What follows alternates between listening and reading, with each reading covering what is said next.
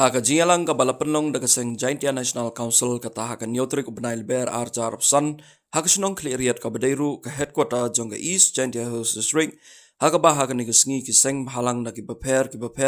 kilayawan ban yasno aktilang ban ya ka jingkushan ka bapura na ka benta ka jingaki ban persya jor ya ka lintiral harilom Jaintia kawai ka seng ka batip kum ka ABSA ka All BRT Student Association Meghalaya haba ka yo ban ya ka jingkren na secretary ujongka Theodore Darnay uong bakiru na kaliang ka jongki ki persya jor ya ka jingwan jongka lintiral kata siya ki tain saipung jongka rilom Jaintia Shushu kanay kaseng kaong bakiladep ban survey ya kajaka syakitain saipung bat ban ong ban wanra ya ke development watang ya kesurok na sutunga syuduk kitain saipung kampat biang satya. Uni unang yalam kaseng ula pensengau thuru da kektien lajong kata kektien biati syakipat ba saipung kibaki ju ya keren man lagasngi ban pensengau thuru syakipat ba ya kejingkta ya kejingwan jong kelintiral harilom Jaintia. Kam yang ABSA Meghalaya Mangamu Secretary yang berdiga NGO, dia percaya lega gani da lutirel wadang poi, agani ka than yang ni, da chaliang yang ni chaliang sai pung da yopi, da body tower survey gele wa irong ni, wa survey gi o pelai lutirel. Da i NGO pung da All BRT Student Association percaya lega gani da lutirel, lepa da pai ga dunai jumut tahu da yo i da pai gani garel.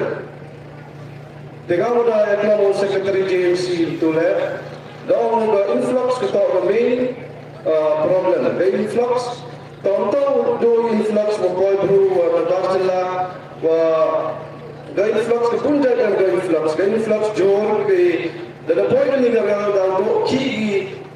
nomor yang ini dong yang nomor yang ini ketika dong kau percaya dengan ini real line. Teh hawan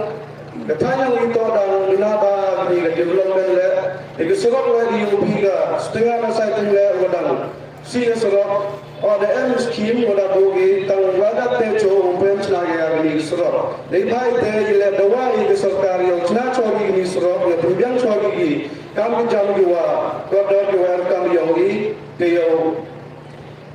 pensia ini development itu one day te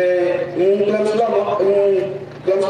te cerita nak te kalau yang ke te nang usnya tobi UM cium desen ki UM cara sedang